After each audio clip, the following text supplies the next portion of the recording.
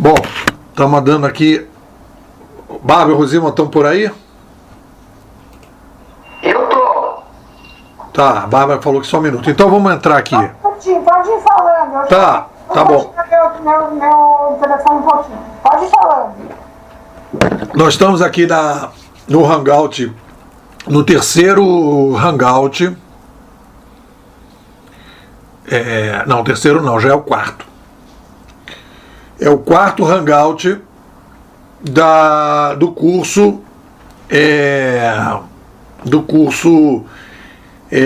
Curadoria Digital, OK para onde, quer dizer, o curso avançado. A gente está aqui promovendo esses Hangouts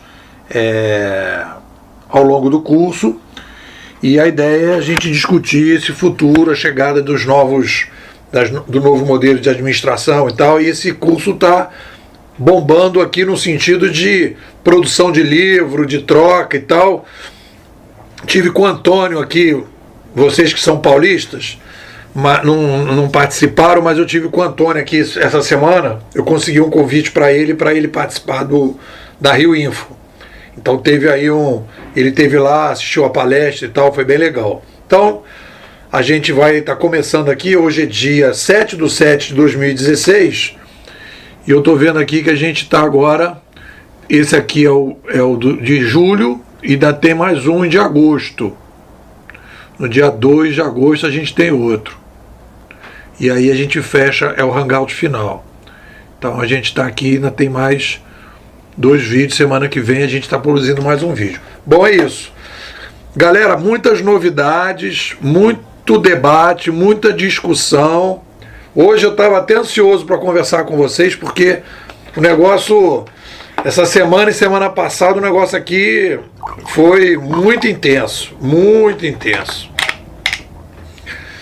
E tudo bem, Rosilma? Boa noite. Bárbara, boa noite. O Antônio está chegando. Boa noite. Eu queria... Boa noite, desculpe. Tá. O Antônio está chegando. Então, olha só, o que eu queria compartilhar com vocês, as novidades são as seguintes.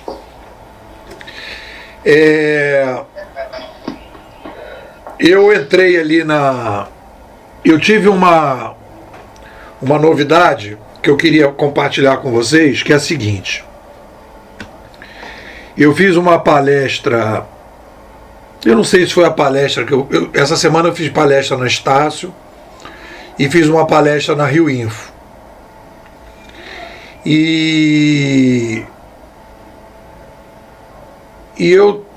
a coisa bacana que aconteceu foi a seguinte. Vocês estão acompanhando, no ano passado eu estava escrevendo o blog, e esse ano eu resolvi escrever o livro. Então eu estou me dedicando só aos livros, nem aos vídeos eu estou fazendo. Os vídeos que eu estou fazendo são muito poucos, e todos os vídeos que eu estou colocando, a maioria deles são vídeos que eu estou colocando os vídeos das palestras, né, dos áudios das palestras. Bom, então é isso. Então, eu estou me concentrando muito nos livros. Então, inclusive comecei a escrever agora alguns livros complementares, que é o livro sobre livro líquido, como se faz, etc, etc. Quer dizer, então eu estou refletindo, estou fazendo o livro líquido e estou refletindo sobre o livro líquido ao mesmo tempo. Beleza. Então, uma sacada, e isso é bom também para a doutora Rosilma, que também está na brincadeira de livro líquido, é o seguinte: quando você entra para mexer no livro, é uma trabalheira danada. Foi o que aconteceu quando eu passei do livro da curadoria para o administração. Eu tive que reescrever o livro todo, porque tinha tantas mudanças. Aí eu falei, é só revisar. Não revisar nada. Eu praticamente levei quase 1 mês e meio para produzir o Administração 3.0. Joguei o Curadoria. Só um minuto. Terminei, dei por fim a vida do Curadoria e fiz o Administração 3.0. Já mandei imprimir, já chegou. E a novidade é a seguinte, que é uma coisa legal da gente falar. Eu criei uma coisa que eu chamei de textos complementares. Então, ou seja, se eu começar a mexer no livro e entrar dentro do livro, aí começa ter que revisar, ter que mexer e tal, o livro se destrambelha. Então eu escrevi uma coisa que eu chamei de textos complementares, que é o capítulo 4, que é coisas que eu vou pensando depois que o livro está pronto e que me deu liberdade para pensar determinadas coisas que eu estava meio amarrado, porque eu falava, pô, se eu entrar para mexer, vou mexer muito, etc. Então, isso é a primeira coisa que foi uma novidade em termos de mudança de metodologia. Então, quando eu entrei nesses textos complementares, uma questão que os meus alunos têm falado, e isso apareceu quando eu fui dar aula lá na COP, as pessoas questionam o seguinte: o Uber é um negócio que vai ficar na periferia do mercado, essa cultura vai ficar na periferia do mercado, ou vai se tornar hegemônica. Toda vez que a gente faz essa discussão, estava em aberto. E eu estava me colocando na discussão, quando eu digo que eu acho que vai ser hegemônica, eu estava colocando assim, comparando com as outras revoluções cognitivas, a chegada da revolução cognitiva marca a chegada de um novo modelo de administração, mais descentralizado, etc, etc, e isso sempre vem para ficar. Não é uma coisa assim, claro que você tem setores, né? Você vai numa cidade do interior, ainda tem carruagem, você ainda tem LP, você ainda tem nichos que você guarda determinadas, ainda tem Fusca circulando no mercado, ainda tem tribos indígenas que não usam nem a escrita, tem tudo isso na periferia, mas no epicentro da sociedade, nos países mais desenvolvidos, nas economias mais desenvolvidas, nas organizações que estão na ponta, que é aonde a gente trabalha, e é aonde que a gente presta consultoria, e é aonde que a gente atua, que é na inovação, que é na ponta, esses novos ambientes se tornam hegemônicos e viram locomotiva. Ponto. Então, quando as pessoas me colocavam essa questão, se essa cultura Uber vai continuar na periferia ou vai ser hegemônica, eu trabalhava com essa ideia, com essa pegada histórica. Mas é uma questão ainda que eu precisava amadurecer um pouco. E aí vem a novidade que eu quero compartilhar com vocês. Então, eu comecei a escrever o texto complementar do livro Administração da Administração 3.0, que já entrou na versão Delta, que é depois da Gama, né? Ele já está maduro e já está na Delta. Então eu percebi que tem uma coisa dentro do Uber, analisando o Uber, aí sim o Uber não cultura, mas o Uber em si, eu percebi que o Uber tem duas coisas que são diferentes. Uma coisa é a gestão, é a administração que que a plataforma do Uber faz das pessoas, e a administração que o Uber faz dos processos. E você tem gerentes nas empresas, em todas as empresas, você tem gerentes que são gerentes das pessoas e gerentes dos processos. O que faz o gerente das pessoas? Admite, demite, promove, avalia, né? Controla pessoas. Vê se está trabalhando no horário, se não está trabalhando no horário, se chegou, se não chegou, se atrasa muito, etc, etc. Então, é o gerente de pessoas. O gerente de processos, que é o tradicional nas organizações, o que ele faz? Ele trabalha com as metodologias. Olha, você começa com A, passa para B, depois entrega C. Quando você tiver o problema em B, você tiver o problema Y, você atua com Z, e ele vai coordenando os processos. Então, quando eu falei lá na Época Negócios que a gente estava acabando com gerentes, as pessoas imaginaram, e as pessoas imaginam, né, que você não pode acabar o gerente porque tem que ter alguém controlando pessoas e alguém controlando processos. Então, na minha certeza provisória de hoje, eu vejo esses dois campos de atuação. Então, o que acontece no Uber? No Uber acontece o seguinte: você tem algoritmos de pessoas e algoritmos de processos. E eu vou dar os dois exemplos para vocês. O algoritmo de pessoas é quando você permite que o usuário avalie e é o próprio usuário e a plataforma que decide quem vai ficar na plataforma. Quem vai ficar, quem vai ser promovido, quem vai aparecer mais em cima, quem vai aparecer mais embaixo. Então, você resolve esse problema no algoritmo de pessoas. E você tem um algoritmo de processos, que é uma coisa diferente, que é o caso do Uber Pool, em que ele diz o seguinte: olha, tem 3 pessoas querendo pegar o Uber e dividir o táxi. Então eu faço o cálculo, e é um algoritmo mais sofisticado, em que eu faço o cálculo, em que eu tenho que pegar a Rosilma primeiro, pego a Bárbara depois, pego o Nepô depois, numa certa proximidade, eles vão dividir a corrida, eu cobro de cada uma a corrida, e você divide as pessoas todas nos seus devidos lugares. Esse é o algoritmo de pessoas. Então, você tem os 2 modelos sendo resolvidos. Então, isso é uma plataforma digital participativa. Aí vocês podem me perguntar: Nepô, a gente pode fazer um motor de avião com esse modelo? Com certeza hoje não pode. Mas a minha percepção é a seguinte, que os algoritmos, do jeito que eles estão hoje, ainda estão numa fase primitiva, eles vão se sofisticar. Então, como é que a uberização da sociedade vai se dar? É com a sofisticação da uberização, do desenvolvimento desses 2 algoritmos ao longo do processo. O algoritmo que gerencia pessoas e o algoritmo que gerencia processos. Aonde que a cultura Uber entra inicialmente? Ela entra nos processos, os serviços e produtos de baixa complexidade. Por quê?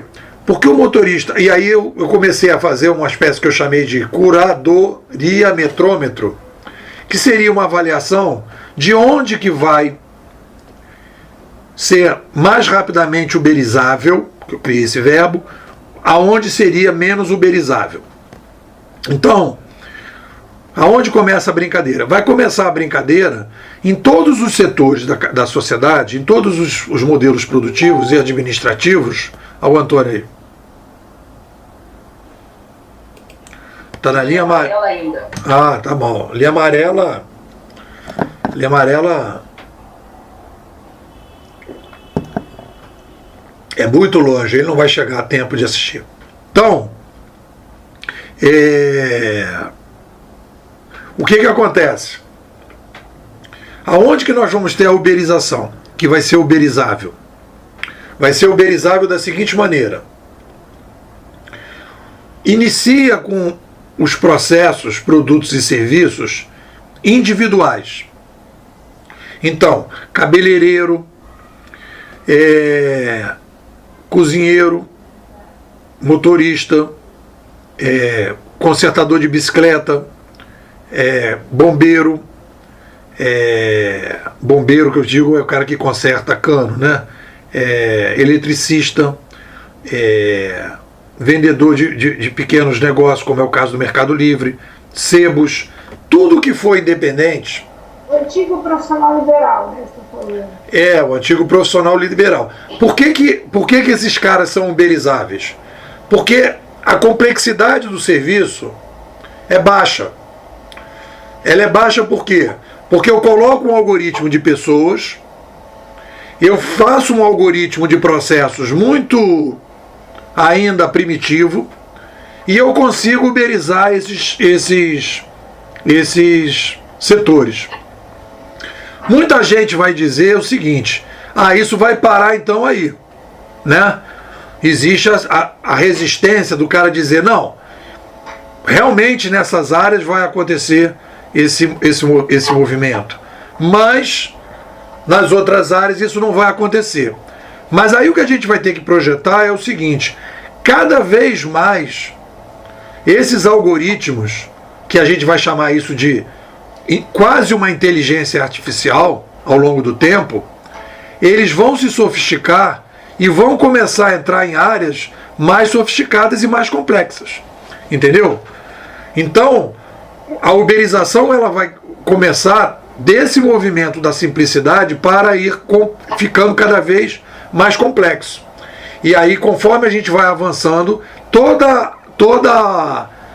o caminho da uberização da sociedade vai depender do desenvolvimento das plataformas, do desenvolvimento desse novo modelo, e quanto mais vai se ganhando estofo e quanto mais vai se ganhando experiência, mais as pessoas vão ficar se sentindo seguras de incorporar cada vez processos mais sofisticados, como é o caso do Uber Pool, né?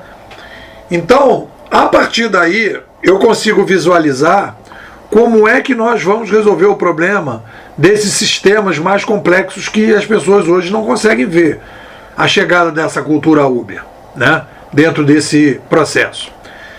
Isso é uma coisa, e vou deixar vocês falarem. E a outra coisa, a partir dessa percepção, é dizer o seguinte, que a gente divide então a discussão.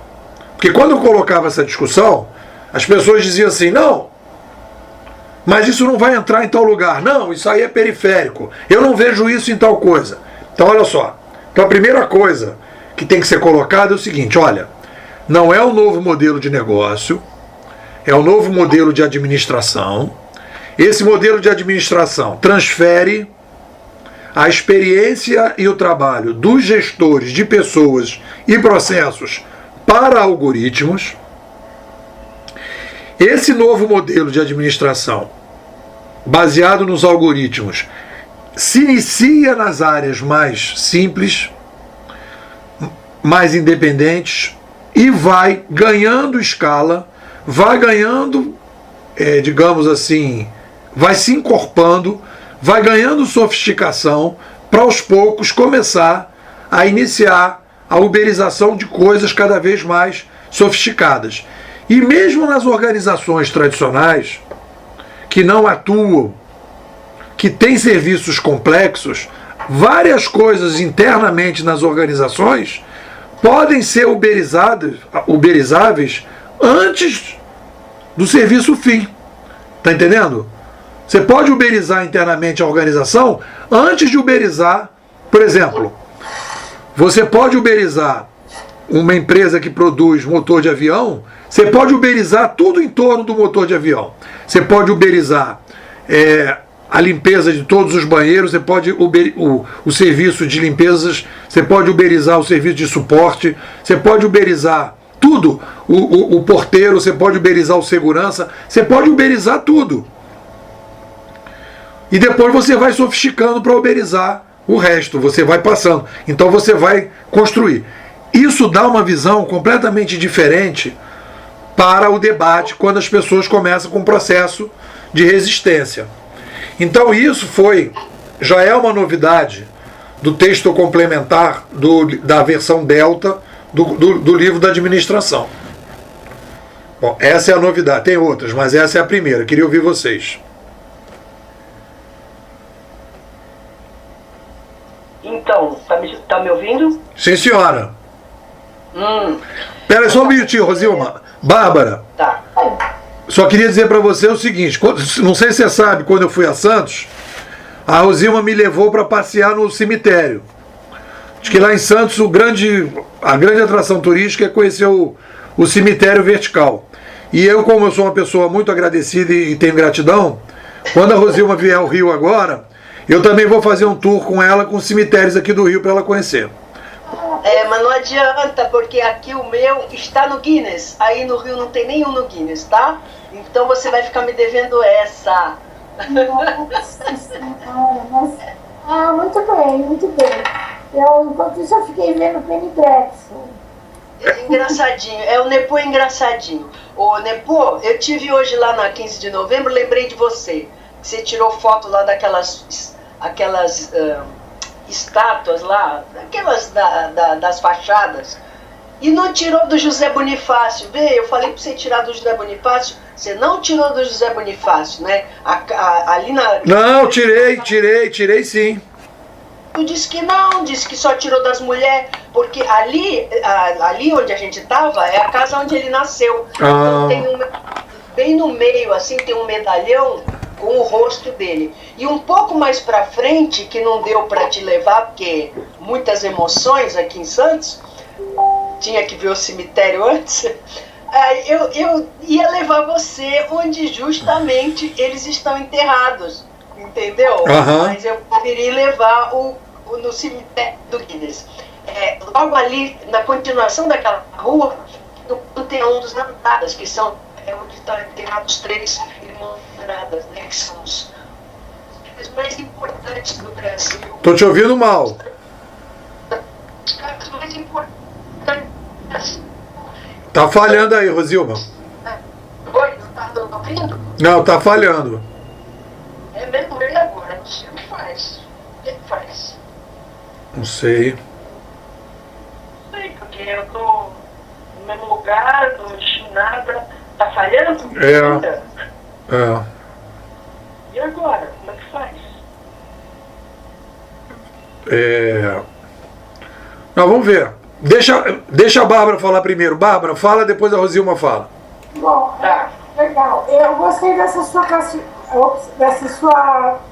classificação, porque eu acho que ajuda bastante quando você vai fazer um projeto. Eu só queria entender uma coisa. Quando você fala o exemplo do motor de avião, você diz assim que o cara pode realizar a limpeza, o suporte, a segurança. Quer dizer, ele pode usar serviços de um Uber de limpeza, de um Uber de suporte. Isso. Né? Porque, na verdade, você uberiza um setor praticamente, né? E aí o que eu tô dizendo é o seguinte, eu tava nesse impasse teórico, digamos assim, quando os meus alunos me questionavam assim, mas como é que a gente vai uberizar tal coisa? Como é que a gente vai uberizar tal coisa? Então, quando eu percebi que, e aí eu pensando no Uber, eu vi que existem 2 algoritmos diferentes, aí eu pensei que numa empresa também tem 2 gerentes diferentes, que administram 2 coisas diferentes.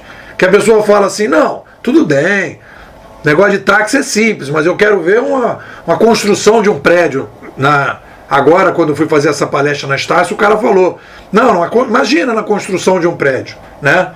Mas, cara, se você tiver um algoritmo que organiza a coisa, né, você pode começar a pensar. Hoje a gente não consegue pensar isso. Hoje a gente não tem ferramenta para isso. Mas a questão é, a gente está indo nessa direção, teremos ferramentas para isso, né? E provavelmente sim teremos, entendeu? Sim, não há dúvida, não tem dúvida. Que vamos ter, né? A tendência é essa. É isso aí. Vamos ver, Rosilma, fala aí. Então, agora tá ouvindo? Tô. Tá ouvindo bem? Tô. Então tá bom. Isso aí que você falou aí da plataforma é um negócio assim bem interessante, porque você sabe que a minha intenção é, se eu conseguir me eleger aqui, que já me disseram, eu até pus no Face que me disseram que gente honesta é muito difícil de se eleger, então o negócio tá feio aqui pro meu lado. Mas a minha ideia é botar uma plataforma dessa justamente para fazer o maior número de pessoas possível participar, né? Nas decisões, enfim, né? Não só dando sugestão, mas decidindo. E eu acho que nesse tipo de atividade deve ser, como você falou aí, essa mescla, né, de algoritmos de pessoas e algoritmos de processos, não é isso? Isso. No caso específico da atividade política, de um mandato eletivo, deve ser isso, né, Nepo? Isso. Agora, a gente já pode fazer, a gente já tem condição tecnológica de fazer uma plataforma assim? Não, plataformas de participação no modelo assim parecido com o Uber é relativamente fácil, porque já tem mais uma engenharia, né? É construir o negócio. Mas o Uber, a plataforma é muito simples. Tira ou não tira, põe ou não põe. A plataforma política ela é um pouco mais complexa, porque você tem que não só tira, não tira, por não pôr, mas também o que interessa são as demandas, né, as sugestões das pessoas e as ações também, né? Aí o que a gente conversou, e o que acontece aí vamos entrar na outra novidade, já introduzindo esse assunto. Então, o livro o livro Administração 3.0, essa é a novidade. Depois eu quero te falar o negócio do livro líquido, me lembra. Tá. Vou botar aqui. Então, a novidade em relação ao Administração 3.0 é essa. Esse livro está na versão Delta, se eu não me engano, 1.0, 1.1, está trabalhando e tal, está ali em cima da bancada, mandei imprimir, estou recebendo até mais livros agora, teve um cliente que comprou e eu mandei imprimir, está chegando agora segunda-feira um reforço no número de livros, então estou aqui tranquilo. Bom, isso é uma coisa. O Tecnopolítica, eu inclusive já avisei a Bárbara, e você vai estar aqui no Rio, e eu estou indo a São Paulo, eu vou fazer o lançamento do livro Tecnopolítica em São Paulo. Fui convidado por uma ONG. No dia 12, né? Isso. Dia 12 é o lançamento do Administração, e o dia 13 o lançamento do Tecnopolítica. Então eu estou indo dia 13 fazer esse lançamento. O livro, eu fechei o pacote com eles, estão comprando uma primeira edição e eu estou indo lá. Eu terminei de revisar o livro e mandei para a gráfica hoje. Então vai chegar lá em São Paulo até o final do mês, no final do mês, e eles vão ter o livro lá para poder distribuir. Então, esse livro Tecnopolítica, ele é um livro que está ainda na versão Gama e está na versão 1.0. Então precisa rodar um pouco na versão Gama para melhorar. Eu gostaria de fazer algumas coisas e eu dei uma simplificada nele para poder atender esse cliente que me pediu para vender esse livro para ele. Então eu dei uma simplificada. Então é só um início de debate e tal. Até ele está com 80 e poucas páginas comparado com o outro que já está com 200 e tanta. Então é um livro assim mais simplesinho e tal, que vai só levantar uma discussão. Eu nem entro na discussão que você está me propondo. Então, no teu caso, quando você vai fazer um projeto experimental em Santos, o que eu acho que tem que fazer? Eu acho que tem que fazer um projeto experimental assim.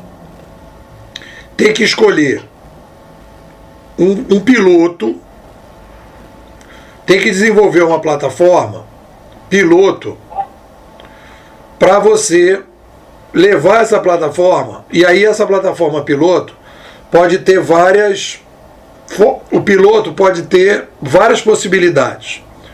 O piloto pode ser num bairro, o piloto pode ser num grupo de pessoas. Pode ser no grupo. Pode ser num grupo de pessoas para fazer leis. Pode ser uma plataforma numa frota de ônibus. Pode ser uma plataforma numa escola. Pode ser uma plataforma num posto de saúde. Então, o que tem que fazer? Qual é a coisa, né? Qual é a estrutura? Geralmente, quando a gente vai fazer esse tipo de experiência, né? E talvez essa coisa do grupo, e aí você possa fazer uma plataforma voltada para uma vereadora, né? Que é a produção de leis através de uma plataforma. Então, talvez seja o modelo, talvez que esteja dentro da tua possibilidade. Você vai fazer um projeto de lei, né? Então, como é que você poderia fazer um projeto de lei dentro de uma plataforma, né? e aí a gente ter a experiência desse projeto participativo de produção de leis, né? Aí você teria as pessoas se cadastram, as pessoas colocam prioridades de problemas que estão sendo colocados, né?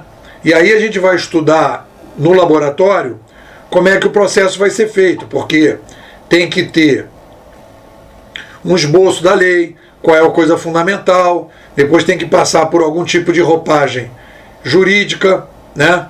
Que é como é que essa lei pode ser apresentada, né?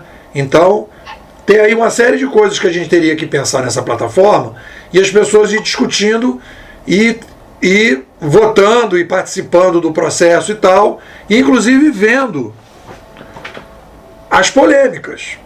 Porque a plataforma, às vezes, e aí é uma e o próprio algoritmo também, a gente pode preparar ele para ele, por exemplo, se for uma sugestão de uma lei que seja de âmbito, por exemplo, federal, o próprio algoritmo pode rechaçar e dizer não, isso aqui não pode porque não é o âmbito vereador. Pode ser isso também, não pode?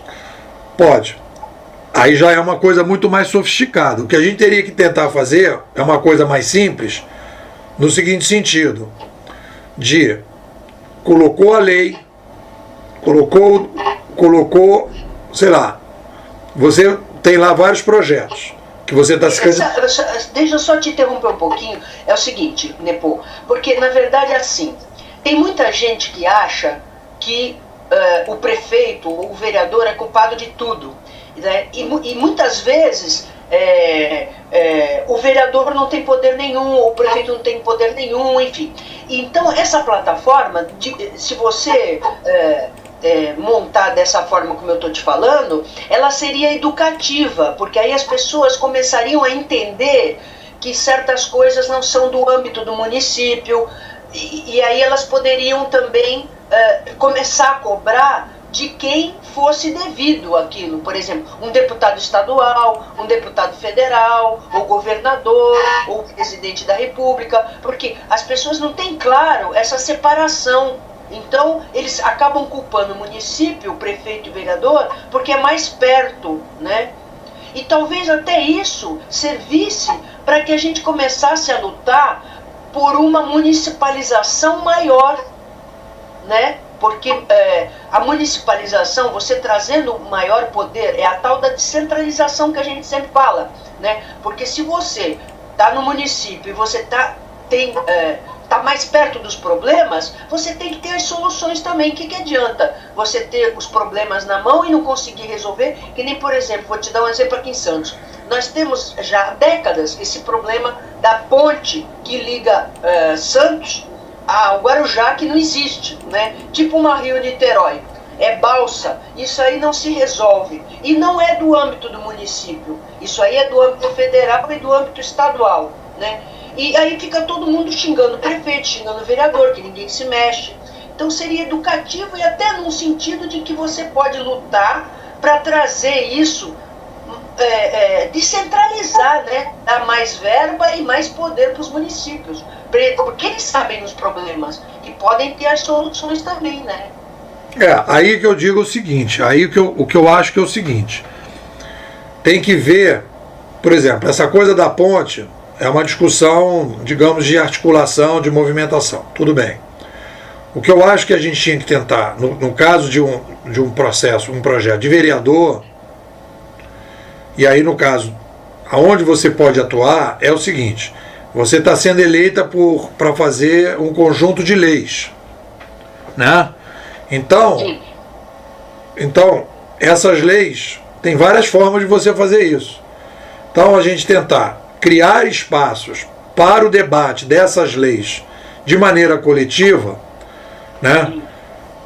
Independente de ter a plataforma ou não, começar esse trabalho de abertura dessas discussões com as pessoas e a gente começar nessas discussões vendo aonde que há necessidade da plataforma. Então, por exemplo, as pessoas todas vão entrar, você pode começar isso num grupo do Facebook, pode ser uma coisa assim, começa num grupo, Então aí vai começar a chover sugestões, etc. Tal. Aí fala, gente, a gente precisa organizar essas sugestões. Aí começa a primeira parte, né?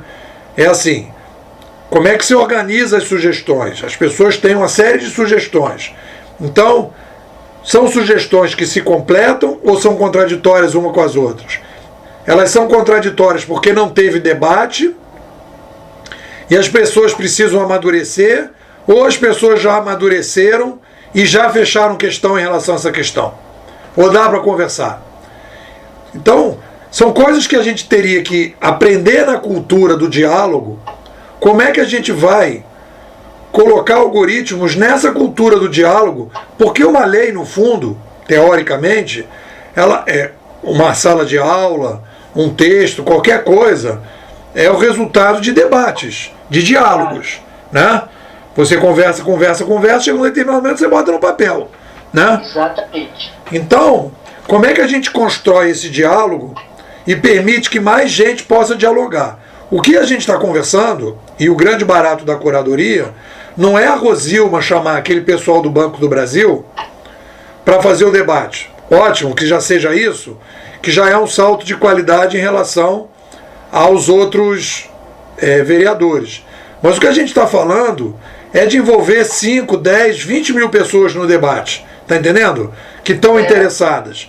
Então esse que é o desafio. A participação de muita gente para discutir aquele tema, está entendendo? Para não virar casa. E as pessoas estão interessadas em participar. Porque eu de vez em quando instigo lá, ponho alguma coisa lá no meu perfil, e é engraçado que as pessoas veem, olha, se precisar alguma coisa na área da saúde, eu tenho várias sugestões. São pessoas que trabalham na área da saúde e que sabem o que é necessário e estão dispostas a colaborar, porque você já abriu a capacidade de ouvir, né? Então você percebe que as pessoas estão ansiosas por participar. E elas não participam porque não sabem o caminho, e também as pessoas não se abrem para isso, né? Elas ficam encasteladas, né? E como às vezes põem algumas coisas assim instigantes, né? Aí as pessoas vêm, é impressionante como elas vêm mesmo, querendo participar, querendo mostrar que...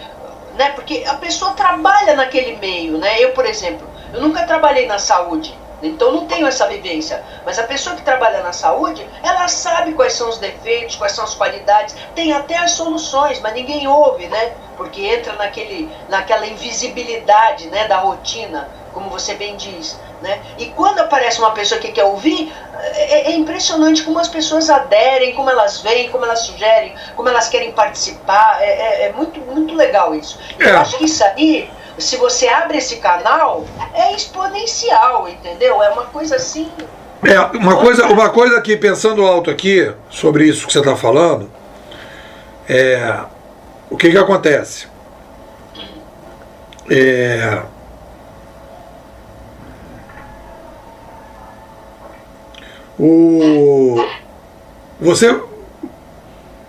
Você pegar uma lei, quando você vai fazer uma lei, já existe uma lei, tá certo? Qualquer lei que você for fazer, não existe nenhuma lei que não existe já alguma coisa ali dentro do processo. Então, o primeiro passo que eu acho que existe é quais são as leis que existem que serão alteradas com essa lei, né? Então, o que você vai falar assim? Eu vou mudar uma lei de jogar lixo na rua. Sei lá, você vai mudar essa lei. Então você vai pegar a lei que tem de lixo na rua, dizendo assim, olha, quem jogar lixo na rua será multado, não sei o que, babá, babá, babá, babá. Então você vai pegar essa lei e vai colocar na plataforma. Olha, a lei hoje é essa. Eu estou propondo, eu quero mudar essa lei, eu quero fazer com que ela seja melhor nisso, nisso, nisso, nisso. Tem algumas sugestões de mudança. E as pessoas entram para debater o assunto, tá entendendo? E a partir daí você vai fazer debate, vai fazer discussões, etc. tal, que no final vão resultar numa proposta de mudança de lei que vai envolver um grupo enorme. Porque de repente uma mudança de uma determinada lei envolve outras coisas que às vezes não tem a ver com a própria lei, né? Então, porque a mudança da legislação às vezes não resolve o problema. Porque é o problema de... Não. Tem várias coisas agregadas. Por exemplo, eu já conheci pessoas, né, políticos, que pegam, inventam uma lei e depois se queixam que a lei não tem apoio da população. E é justamente esse caminho errado, porque a lei não é do vereador, não é do deputado, não é do senador. A lei é do povo, porque o direito ele vai atrás da necessidade da população. Então, nada mais justo, e eu acho assim, se você faz a discussão e as pessoas aderem, e isso aí pode ser exponencial, 20 mil, 100 mil, 1 milhão de pessoas, né? A lei, ela já nasce aprovada, porque tem aquele monte de... Olha, você quer ver um exemplo que não é bem a plataforma, mas eles estão usando muito as mídias sociais. São os procuradores da Lava Jato. Eles, inclusive, fizeram uma lei, as 10 medidas anticorrupção, teve mais de 2 milhões de assinatura, e assinaturas estão lá para ser aprovadas. Quer dizer, então eles já entraram com milhões de pessoas apoiando. Quer dizer, isso sim tem um peso.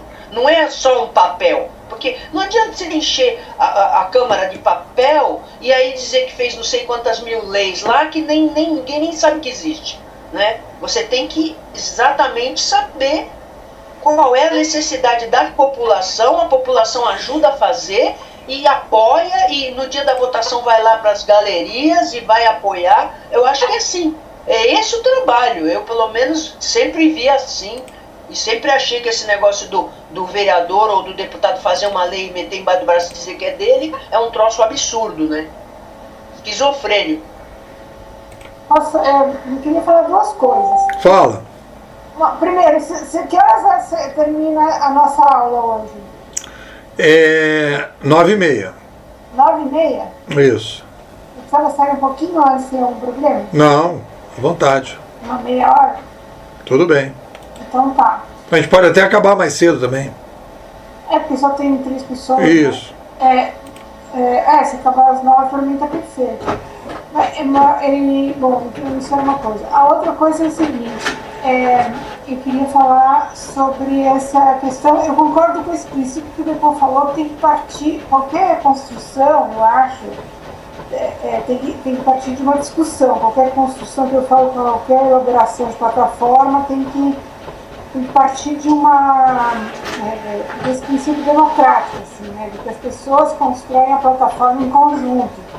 Porque senão elas vão se sentir, inclusive, enfim, vão ter problemas com algoritmos, com isso, com aquilo. Elas têm que entender o que é a tecnologia também, que está por trás do projeto, para que elas não se sintam como uma coisa alheia a elas, né? Como uma coisa que elas não têm o domínio sobre aquilo.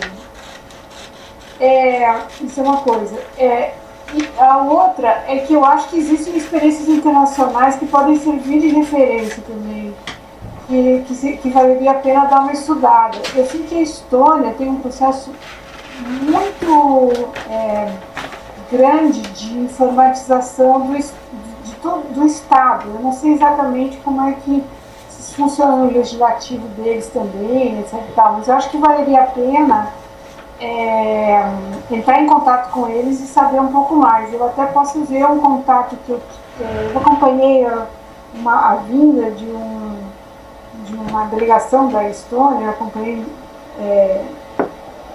acho que era do primeiro-ministro e tal, que foi a primeira vinda dele para o Brasil. Posso ver se eu tenho ainda algum contato deles ou não, mas de qualquer maneira eu acho que deve ter alguma representação deles no Brasil e dá para entrar em contato e pedir alguma coisa, ver se eles têm alguma coisa já elaborada. Eu sei que a Alemanha também teve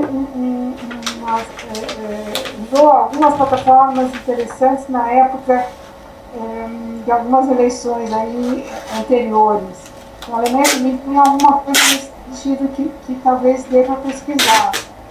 São as duas referências que eu conheço.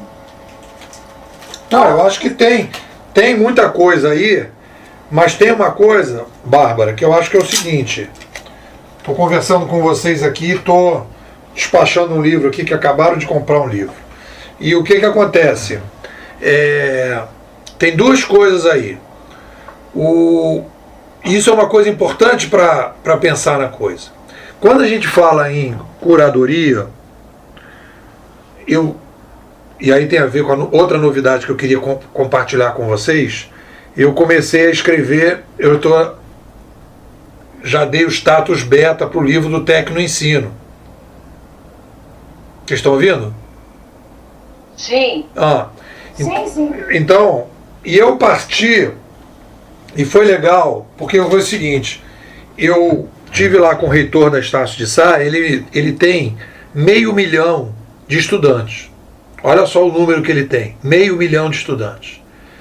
E ele estava lá, né, colocando a discussão, imagina, uma pessoa que é responsável pela educação de 500 mil de pessoas. E ele colocou lá eu fui ouvir uma entrevista dele no YouTube, ele falou o seguinte, que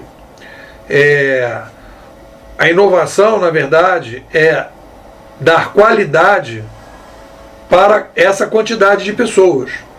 Isso que é inovação. Não adianta você fazer um Pedro II, uma escola de aplicação, que é um ensino maravilhoso, mas você só consegue ter 400 vagas. Entendeu? Você tem que ter 400 mil vagas. E isso só vai se resolver quando a gente implantar a curadoria no ensino, em que administradores de educação e professores vão entrar na curadoria digital. E quem vai regular a educação são os algoritmos, que vão permitir que as pessoas possam criar os seus próprios caminhos, né, e poder se educar a partir da ajuda dos algoritmos. E aí você conseguiria resolver o problema de quantidade com qualidade. Então, uma coisa que eu quero alertar, e aí é bom que a Bárbara esteja ouvindo, porque a Rosilma está entrando nessa discussão da vereança, que é uma discussão importante para os nossos trabalhos aqui, é o seguinte: quando as pessoas falam em curadoria, quando eu estou falando em curadoria, eu estou falando em participação nas leis, não é dos amigos da Rosilma. Se for os amigos da Rosilma, a Rosilma está fazendo uma coisa que a gente pode chamar de... que já existem vários vereadores fazendo, e parlamentares, que é o chamado mandato participativo. Isso aí, mas não é isso, a ideia não é essa. Eu sei que não é, então o que eu estou te falando. Porque não adianta, isso aí é muito limitado. Né? Exatamente, então o que a gente está falando não é em mandato participativo. Quando as pessoas... É bom você deixar isso claro, quando a pessoa fala assim: ah, Rosilma, eu já vi fulano, né? Essa coisa de mandato participativo é muito legal. Você fala: olha, o meu mandato pode ser até participativo, mas o que eu estou querendo é implantar a curadoria digital. E a curadoria digital tem a ver com o problema desse cara lá da Estácio, que é o seguinte: como é que eu resolvo o problema de qualidade de educação de 500 mil de pessoas? E a mesma discussão que a gente tem que fazer na política. Como é que a gente resolve o problema da qualidade na política, né, com 200 milhões de pessoas no Brasil? É essa que é a discussão. Pois é, agora você veja só, isso aí que você está falando, eu falei para você que eu terminei de escrever aquele livro que você me sugeriu, eu fiz, né, livro líquido que você falou, né, que eu estou fazendo livro líquido. Esse livro não é bem líquido. E eu vou te explicar por que ele não é bem líquido. O seu é realmente porque você está construindo uma conceituação toda nova, tá certo? E você está contando com as pessoas que estão lendo e estão discutindo com você e está nascendo uma coisa realmente nova. O meu livro, ele não é líquido pelo seguinte sentido, porque isso aí é uma experiência pela qual eu passei e que eu pus no livro. Porém, veja só que interessante, né? Apesar de que ele não é um livro líquido, eu estou pondo no livro a participação de pessoas que fizeram parte desse processo de ensinar direito para criança. Então, por exemplo, tem um cara lá no sertão da Bahia que me descobriu, veja só o que é internet, né? A história de negociar com desconhecidos. O cara lá em Bicuí, Ibicoara, que eu nem sabia que existia essa cidade. Ele me descobriu lá no site da Saraiva, porque ele é bacharel em Direito e ele já tinha pensado em ensinar Direito para criança. Olha só. Aí ele foi no site da Saraiva, descobriu o meu curso e aí entrou em contato comigo pelo Facebook, disse que tinha comprado o formato digital, porque aqueles livros estão em formato digital, mas não tinha se adaptado, se eu podia mandar a parte escrita, se eu tinha livro impresso para mandar para ele. Aí conversamos, eu acabei mandando as apostilas por e-mail para ele e ele implantou lá em Ibicoara um curso de Direito para criança. Inclusive uma das crianças é a filha dele. Mas o mais interessante, aí eu pedi para ele, né, para ele mandar um depoimento, porque eu tenho um capítulo do livro que é depoimentos de professores. Primeiro eu pedi um prefácio, aí depois achei que a experiência dele era muito rica para ele mandar só um prefácio pequenininho. Tá me ouvindo bem? Tô ouvindo. Aí ele mandou para mim por e-mail. E o mais impressionante é o seguinte, Carlos, ele não leu o meu livro, tá? Ele não leu o meu livro. Mas o depoimento que ele mandou, do que ele aplicou lá, a repercussão que teve nas crianças, inclusive na própria filha dele, é uma experiência muito parecida demais com o que eu senti aqui, quando eu implantei aqui em Santos. Então eu comecei a ler aquilo, até me emocionei, porque é fantástico você ver que alguma coisa que você intuiu, e aí você começou a construir intuitivamente, começa a dar o resultado que você mais ou menos espera, até melhor do que você espera. Então assim, eu considero esse meu livro aí mais participativo do que líquido, entendeu? Porque realmente as pessoas estão mandando os depoimentos, e eu estou pondo no livro os depoimentos para mostrar que aquilo é uma experiência não só minha, mas de todas as pessoas que estavam envolvidas e que estiveram envolvidos no processo, né? Agora, em compensação, o mandato, se eu for eleita, vai ser líquido, porque ele vai ser construído diariamente com as pessoas, junto, como você está fazendo com a administração 3.0, com a curadoria digital, com a tecnopolítica. Por isso que você todo dia escreve um livro novo. E é isso que eu quero fazer no mandato. Entendeu? Mas olha só. Diferente um pouquinho do livro meu, que foi a partir das minhas memórias, e aí eu estou fazendo participativo porque eu estou recolhendo a memória das pessoas que são bastante convergentes, mas não é bem um livro líquido, entendeu? Mas olha só. É essa a diferença que eu faço. Não sei se eu estou colocando bem a diferença de conceito como eu percebo. Olha só, Rosilma, deixa eu te colocar uma questão aqui, pra gente entender. Olha só. Quando a gente está falando de curadoria,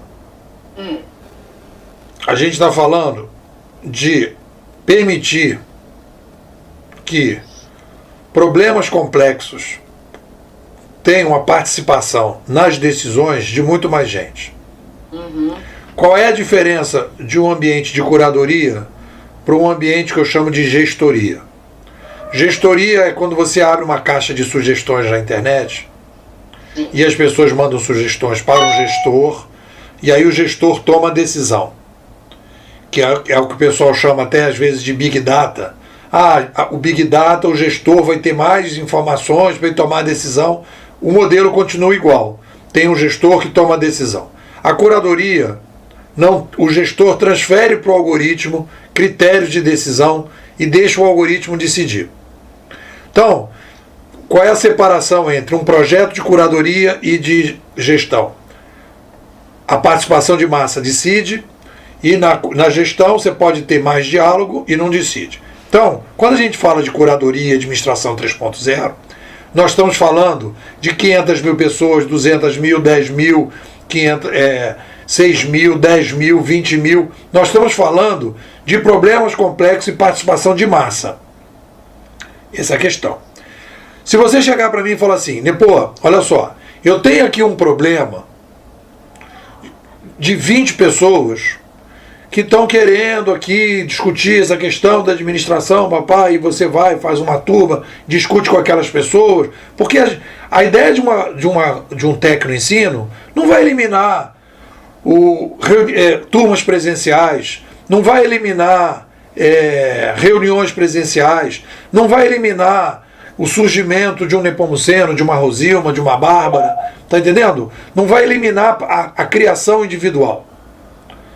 Mas essa criação individual, ela vai entrar dentro de um contexto. As pessoas eu vou estar dentro de uma plataforma, as pessoas vão me dar a estrelinha e vão dizer, olha, se você quer saber alguma coisa sobre a administração 3.0, esse cara aqui é um cara que vai te dar informação suficiente. Como é que você quer receber essa informação? Você quer ouvir um vídeo dele? Você quer conversar com ele pessoalmente? Você quer que ele faça um contato contigo? Então vão ter várias possibilidades do cara poder ter acesso a várias pessoas de maneira diferente. Então, é isso. Quando a gente está falando do indivíduo, eu, você, a Bárbara, fulano, Beltrano, e nós estamos falando da produção individual de conhecimento, que é o meu caso, é o teu caso, é o caso da Bárbara, né? Então a gente está produzindo. Então, eu estou produzindo, você está produzindo, não sei quem está produzindo. Beleza. Então, quando a gente vai falar, e eu estou colocando essa ideia de livro líquido tem a ver com produção individual de conhecimento. Individual, minha, sua.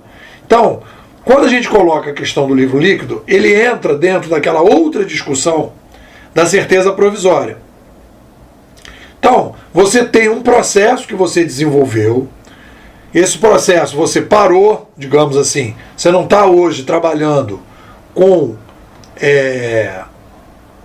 direito para as crianças, hoje você não está dando aula disso, mas pode voltar a dar, né?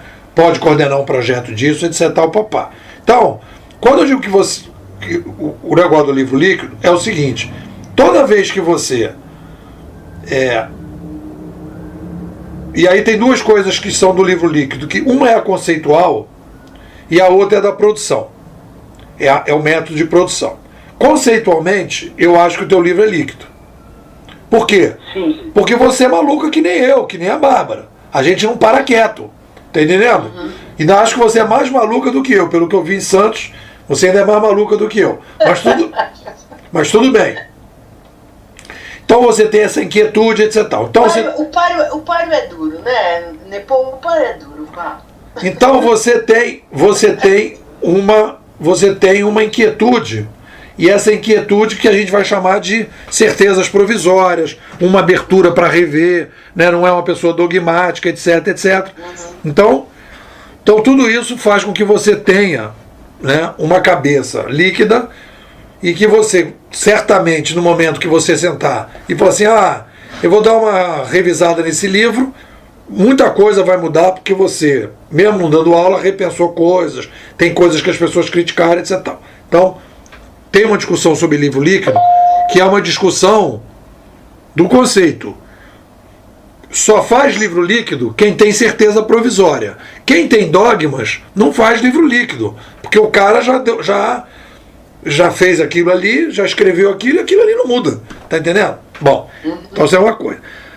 Quando a gente fala em livro líquido, produção, quer dizer, você tem a certeza provisória, você é uma pessoa que quer mudar, mas se você pega uma editora tradicional, manda rodar 2.000 exemplares, então você já comercialmente não pode mais reescrever o livro. O livro passa a ser da editora. Você perdeu o domínio daquele texto. O texto já é da editora. Qualquer mudança no texto, você precisa pedir permissão para a editora. Então, você já perdeu o direito de alterar aquele texto. Só com a editora aceitando as mudanças que você quer fazer. Você vendeu o seu passe intelectual. Bárbara?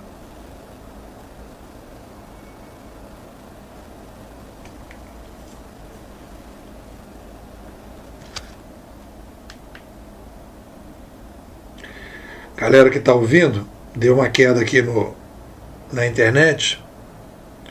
E eu vou chamar a galera aqui pelo celular.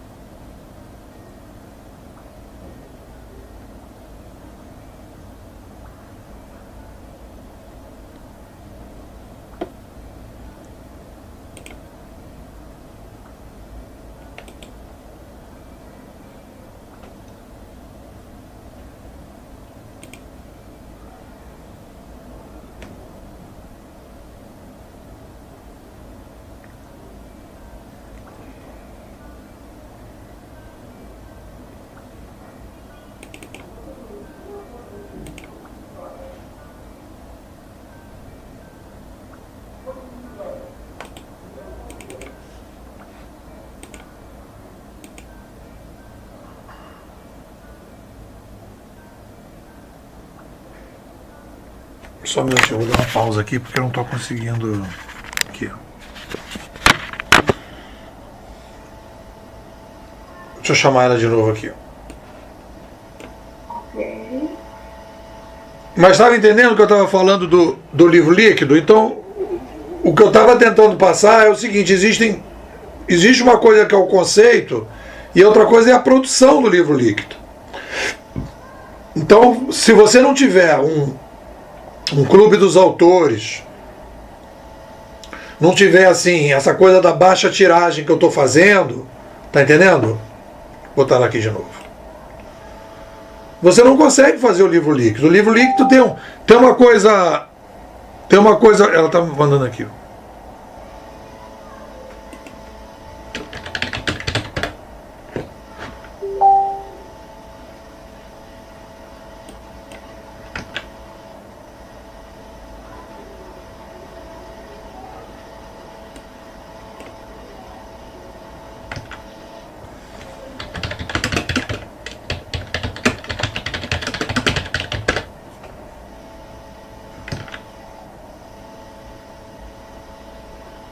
Então tem uma coisa que uma coisa é a coisa do conceito e a outra coisa é a coisa da produção.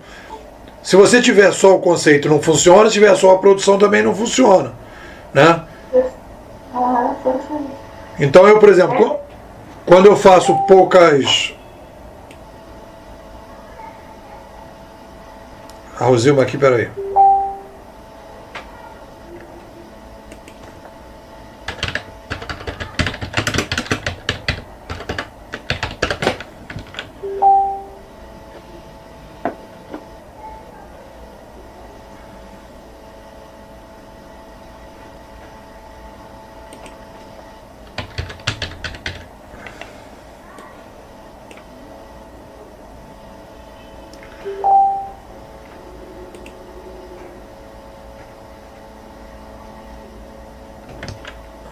Ela tá falando que ninguém me vê. Pera que eu vou fechar essa chamada aqui, vou abrir outra. Bárbara, só um minuto.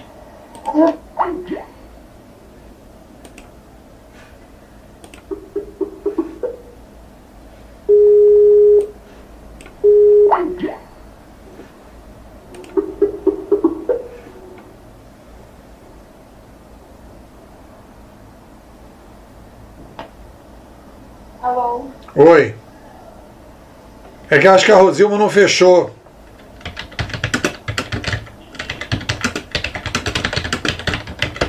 Ela não fechou lá a chamada dela, ela está ainda falando na outra lá e não consegue entrar nessa. Entendeu? Sim. É isso que está acontecendo. Ela não. Ela estava com uma dificuldade, ela estava no começo, né? Ela estava com uma dificuldade no começo da... É, mas aí ela tá. Ela tá. Ela dá aula, mas... Deixa eu mandar uma mensagem aqui para ele. Aula, né?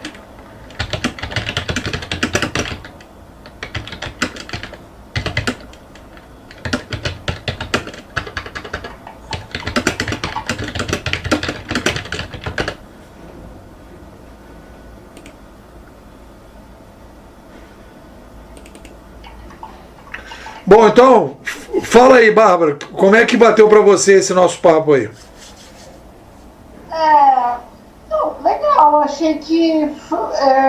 Cheguei. Beleza. Então deixa eu só um minutinho, Bárbara, deixa eu só acabar aqui, Rosilma, para explicar o que eu estava falando, negócio do livro líquido. Então, existe uma coisa conceitual do livro líquido que é a coisa da certeza provisória.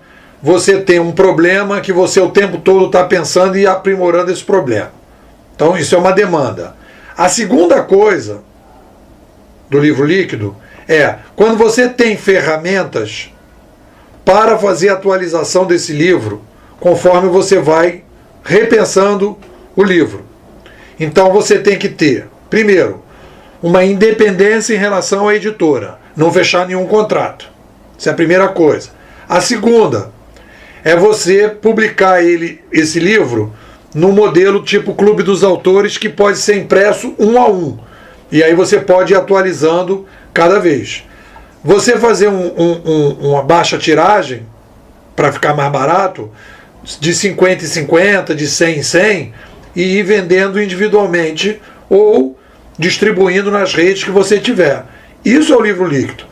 Obviamente que você poderia fazer isso colocando na Amazon, que eles abrem esse espaço também, colocando nos outros projetos, nos outros lugares, em que você possa ir trabalhando. Então, existe um problema aí de produção desse livro líquido, por exemplo. O estante virtual permite que você distribua o teu livro em vários lugares, mas ele não tem uma rede de atualização dessa distribuição. Então, por exemplo, se eu publico na Amazon, depois eu tenho que ir na Amazon deletar a versão anterior para colocar a nova versão. A mim não me interessa. Então eu fico com poucos fornecedores, que é o caso do Clube dos Autores, e tenho lá a Apollo Printer, que imprime para mim, que até mudou de nome agora, e Edgraph agora, eu imprimo na Edgraph, e aí recebo 50, 100 exemplares, coloco no Mercado Livre, vou vendendo. Quando esgoto o Mercado Livre, eu volto para o Clube dos Autores e vou atualizando. E quando eu quero, eu mando imprimir mais 50, mais 100, mais 60 e por aí vai. Então o livro líquido ele tem uma coisa que é conceitual e tem uma coisa que é da produção. Então, na minha opinião, o teu livro ele é líquido, primeiro no conceitual, porque você está evoluindo. E na produção, porque você está botando também no Clube dos Autores. Se amanhã você quiser atualizar teu livro, mexer e colocar uma nova versão, tá tranquilo, entendeu? Entendi. Tá certo. Tem razão. Beleza, Bárbara, então vamos fazer a avaliação para a gente terminar às 9. Faz a avaliação aí do que a gente conversou. Bom, eu acho que rapidamente você colocou a questão da evolução dos algoritmos, né, que a possibilidade de uberizar a economia varia de acordo com a evolução dos algoritmos. Processos individuais que são menos sofisticados são mais fáceis de ser uberizados nesse momento, enquanto que outros, um pouco mais complexos, dependem da evolução da tecnologia, do avanço da tecnologia, que é inevitável, ela vai crescendo e vai se desenvolvendo. E se falou um negócio que eu achei interessante, que eles estão próximos da inteligência artificial, que é um setor que está crescendo enormemente no TI, né? E eu acredito nisso também.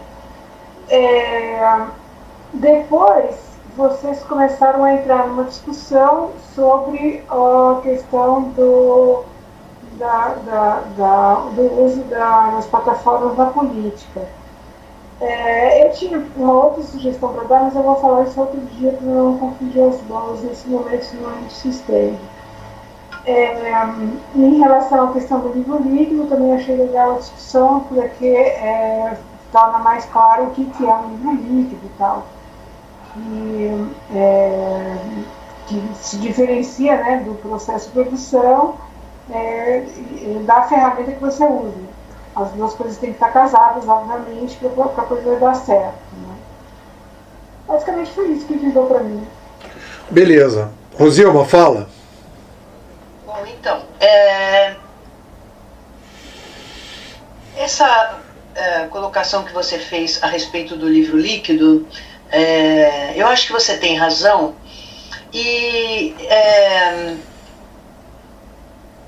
vai ao encontro muito mais de como a pessoa como ela pensa as coisas, do que propriamente o o livro em si, né? É claro que a pessoa que sabe que suas certezas são provisórias e que as suas percepções são limitadas e que quanto com mais gente ela fale, mais vai enriquecer o debate, mais próximo da vontade das pessoas. Por exemplo, essa visão aberta, né, eu aprimorei bastante estudando direito, né, porque o direito ele te mostra isso, né, para você ter uma ideia, o Código Penal, que é um dos códigos menores que existem, tem cerca de 300 artigos, cada artigo, os juristas, que são consideradas as pessoas que mais estudam o direito, são os eminentes juristas, muitos deles, cada artigo tem 5 visões diferentes. Veja só, um artigo de uma lei, né, que é o Código Penal.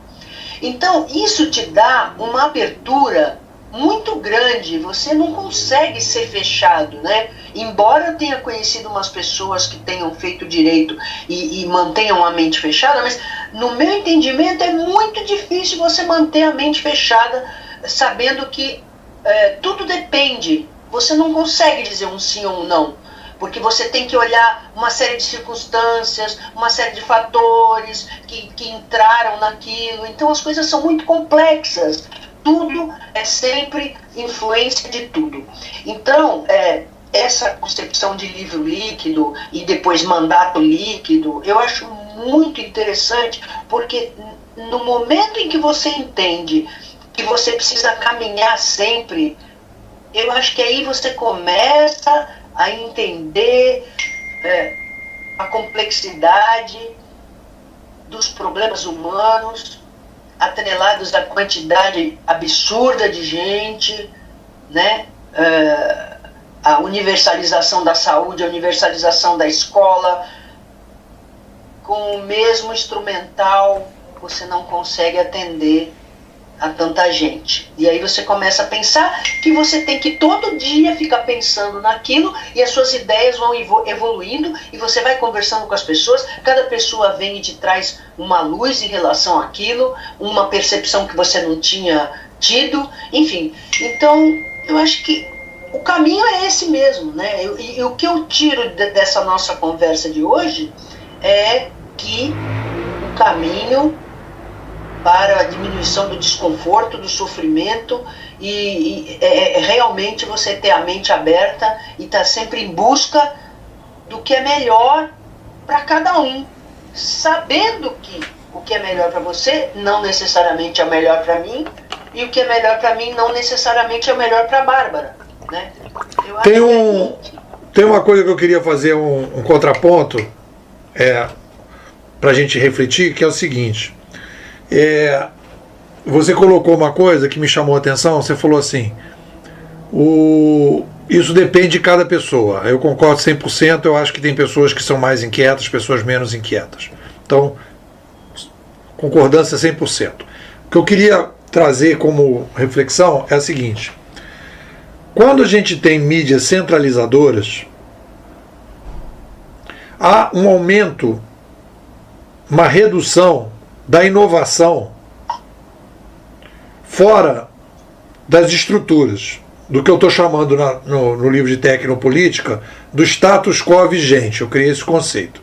Então existe um status quo vigente, que as organizações vigentes, que aí você pode abranger uma versão bem geral, e que a inovação ela é muito controlada, e é uma inovação muito mais incremental do que disruptiva. Sim. Quando você introduz na sociedade, massifica tecnologias cognitivas descentralizadoras, e você promove uma revolução cognitiva descentralizadora, você tem uma série de fenômenos. Você sai do ambiente de escassez para abundância de informação, você sai do ambiente de sombra informacional, de maior taxa de sombra informacional, para uma maior taxa de transparência informacional. E aí o que acontece? O conhecimento, em função das interações, em função das novas fontes que vão aparecendo em vários lugares diferentes, ele começa a ficar muito mais líquido do que sólido. Então, não é só um fenômeno que vai depender apenas das pessoas. As pessoas hoje, que são, por natureza, mais inquietas e mais líquidas, elas vão se sentir melhor nesse ambiente, não resta dúvida. Mas o próprio ambiente vai começar a forçar que cada vez mais pessoas tenham a necessidade de reduzir a solidez do seu conhecimento. Né? Sim, porque, pelo seguinte, porque as pessoas começam a perceber que da rigidez não sai nenhum conforto, muito pelo contrário, em relação a tudo, né? Em relação a costumes, em relação a comportamento, em relação a julgamento que você faz das pessoas. Quanto mais rígido, quem mais sofre é a própria pessoa que é rígida. E isso aí começa a ficar claro, começa a ficar muito claro, né? E justamente quem quer que você seja rígido é justamente o centralizador, quem detém o poder, porque ele não quer abrir mão do poder. Né? O poder vicia, o poder fanatiza, né? Então, só que isso aí é uma armadilha, porque isso aí você que é perito em macrohistória, né? A história e a macrohistória está cheia de exemplos. Quanto mais você se agarra nas coisas, quanto mais você se agarra no poder, mais você perde o poder. Porque quando você compartilha, é uma coisa fantástica isso. Parece que isso vem em dobro para você, se multiplica. Sei lá, é inexplicável. Né? E isso vai ficando claro para as pessoas. Que quanto mais você multiplica, quanto mais você compartilha, mais as pessoas ficam felizes, confortáveis, mais elas contribuem, menos elas sabotam, menos elas reclamam. Elas se sentem mais responsáveis pelas coisas, né? Então é um amadurecimento que eu falo do grupo, né? Aquele grupo que pode ter 100 mil pessoas, 1 milhão de pessoas, 7 bilhões de pessoas, entendeu? Elas vão entendendo que a flexibilidade é que faz com que as pessoas sobrevivam, né? Com certeza. Bom, então é isso. O que eu tiro dessa nossa reunião? Eu estou com essas novidades, quer dizer, passei para vocês, estou agora começando a fechar, né? Esse primeiro semestre foi um semestre bem produtivo, fechando o ciclo dos 3, pelo menos o esboço, né? Um pouco mais consolidado dos 3 livros, e a partir daí a gente começa a brincar em 3 frentes, né? Brinca com a administração, brinca com a política e brinca com a educação.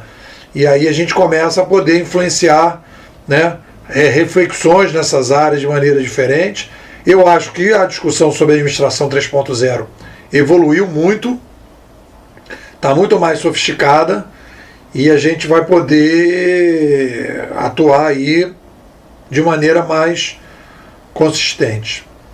É isso. Vamos terminar mais cedo. A Bárbara hoje o Antônio não veio, a Bárbara está precisando sair, e a gente então termina. Lembrando a vocês, aqui em relação ao nosso curso, o seguinte, só para vocês terem uma noção. Eu na semana que vem vou fazer um novo vídeo, dia 12, dia 27 tem outro vídeo, ainda tem mais 2 vídeos, e tem um hangout final no dia 2/8. Que 2/8, deixa eu ver que dia que cai. Dia 2/8, o hangout cai numa terça-feira. Botem na agenda. Tá bom? Lepô, deixa eu te perguntar uma coisa.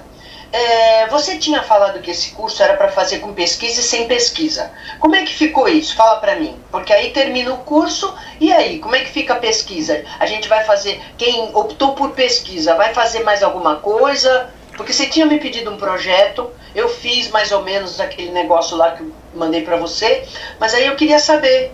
Não, porque olha só, cada um pegou um projeto para desenvolver. E aí a pessoa me mandou o projeto, e aí eu critiquei o projeto, sugeri mudanças no projeto. O que a gente poderia fazer agora para essa finalização é ver o seguinte: esse é o projeto de curadoria digital na política. O que a gente podia tentar... Meu projeto é esse. É amarrar um pouco mais isso, para você poder sair do curso sentindo que terminou aquela conclusão. O Antônio está fazendo um trabalho na área de vídeos. A gente até teve conversando. E a Bárbara tinha uma ideia inicial de um determinado tipo de projeto, que era um projeto de plataforma na área de comércio e tal, e a gente evoluiu para uma outra coisa. Então cada um teve uma historinha. Foi um processo. Então, se você sentir necessidade de finalizar, a gente finaliza com um documento final, digamos assim, tá entendendo? Em que você sairia até o dia 2 com um documento dizendo, olha, se eu for fazer um projeto de curadoria digital de vereador, seria mais ou menos esse. A gente tem discutido isso, né? Sim. Então, nós discutimos isso, inclusive eu já pus aquele negócio nas planilhas, o que eu já fiz, né? Os objetivos, o que eu já consegui, né?